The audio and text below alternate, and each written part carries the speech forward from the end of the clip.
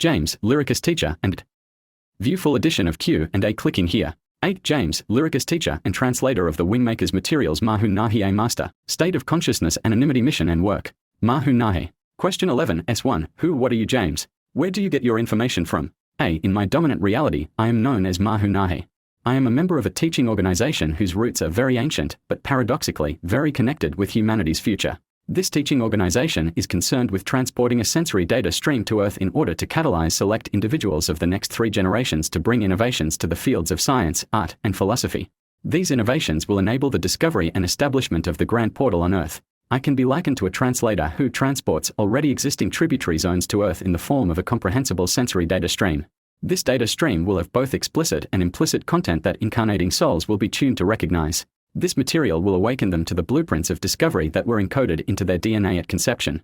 My information, as it pertains to the Wingmakers material, derives from the 7 tributary zones that were created by this very same teaching organization. I was involved in the design of these tributary zones and consequently commissioned to translate them into data streams appropriate for the human neuroanatomical system, which required my incarnation into a human body. Question 14 S2. You are known as Mahu Nahi. Is Mahu Nahi another incarnation of your spirit that has commissioned James, your current incarnation, to translate this material for the people of Earth? A. No.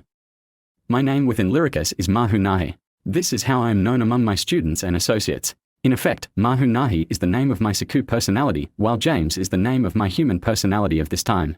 A master. Question 6 S1. Are you a master, as some proclaim? A. There are so many definitions of the term master that I am not willing to say I am this, or I am not this, unless a definition accompanies the word. Since you did not provide a definition with your question, I will not provide an answer. I will, however, acknowledge the spirit of your question, which is, what am I? In this regard I am as you are. I am a multidimensional being who lives simultaneously in a spectrum of realities. My dominant reality is different than yours. Because of this difference, I am able to process this human reality at a different frequency rate, which enables me to perceive behind and beyond the 3-dimensional surface of this reality. As a result of this ability, I am able to translate art, music, poetry, philosophy, and scientific insights that are from my dominant reality into yours. In so doing, I have translated sensory data that will catalyze future discoveries that will redefine the human soul. Now, does this mean I am a master? I am simply performing the exact function I was created to perform. The output of personal behavior is always compared to the goal of your internal expectation and the output of your fellow man. This is typically how we are measured, are we not? There is no measure or comparison for the crystallized and absolutely individualized purpose of one who is operating in faultless accord to his or her purpose. Masters abound in the human arena. Some are excellent teachers, but very, very few teach how to transition from the human mind dominant reality to that of the human soul. Even fewer teach how to transition to the awareness and functionality of the sovereign integral state. One thing I can tell you, trust no one's proclamation. Instead, examine in depth the fruits of the supposed master and determine how they empower you to become your own self-sufficient teacher. If you can find this, then you have found a master worthy of your time and energy. Question 7 S2. I am going to be specific with my wording here. I am aware that you are a multidimensional entity that exists simultaneously in eternity, within the physical body, throughout incarnations in time. This question is specific to the physical entity answering this question in the here and now. Are you a standard human being, genetically identical to all categories of human on the Earth in this time period, born physically from a human woman? Alternatively, are you a clone, hybrid, alien, etc. placed on Earth by others? A. I was born as a human with very human parents. If you examined my DNA at birth you would find very little difference from your own. The element of distinction is that my consciousness was free of the survival-based energy system that conditions humans to a very nominal realization of their inherent purpose. Within my consciousness was a connection to my purpose and lineage that outshone the indoctrination process that virtually all humans are subject to. It was this identification to my purpose that caused me, at an early age, to recollect my purpose in incarnating as a human being. State of consciousness. Question 28a S3. Are the beings in Shambhala Wingmakers? Is Sanat Kumara a Wingmaker? Note that James only addresses part of this question. See Mantustia. He prefaced his answer, however, with the following comments which belong in this section on James himself. A. It is only with consciousness effort that I am able to differentiate the Wingmakers from all sentient life forms in the 7th superuniverse. In the reality in which I serve, all sentient, individuated life forms are a family of sovereign integrals known as Central Race 7, or Wingmakers. Time, as a referential element, reduces unity of consciousness to separate and distinct classes of consciousness. In my natural state, I do not see time in this manner, and therefore, I perceive you as a Wingmaker here and now, not in some distant or imagined future. Of course, I can also see how the wholeness navigator within the human instrument struggles clumsily to exert this reality in three-dimensional space. But it is the condition of separation, and more specifically, the inexperience of separation, that creates this clumsy presentation of the wholeness navigator. Anonymity. Question 15, S2. Why the secrecy regarding your whereabouts and identity? I know that you want the material to take precedence over a possible messiah figure.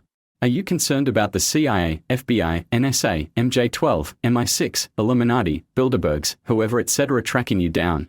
There are several groups who are presently aware of my existence on Earth. For the most part, my work will only appear to them as adding to the misinformation programs that they've already erected. To most secret organizations, the more that is written about them that is divergent from previously held notions, the better. It is this very divergence that creates and perpetuates the uncertainty and stirs the murkiness in which they remain suitably concealed from the public's eye. This was purposeful on my part because it would be relatively easy for certain groups to find me and, if they chose, compromise my mission. Thus, I have shared many truths about these organizations, knowing that these very truths are divergent from the established speculation, and, ironically as it may seem, by this divergence, I am protected because Wingmakers is perceived as a mythology and does not disclose hard evidence.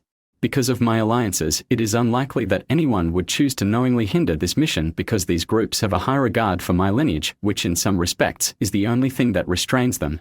There is very little known about Lyricus. It is truly the most enigmatic teaching organization within the broader universe. Its capabilities are unknown, but it is rightly assumed to be respectful of this organization.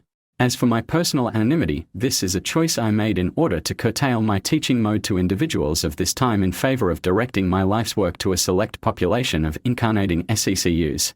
This requires me to focus on transposing the sensory data streams of the tributary zones to a digital media platform for future generations. Mission and work. Question 47, S3. Why did you think it necessary to make yourself known as the creator of the WM materials, rather than leave the materials first presented as being a creation of humans from the future, called Wingmakers? I have always been consistent on this issue. I am not the creator of the Wingmakers materials, I am the translator. The materials existed before I incarnated on Earth. I have taken the original content and transduced it, for lack of a better term, into a form, music, art, words, symbols, that would resonate to the human senses and mind.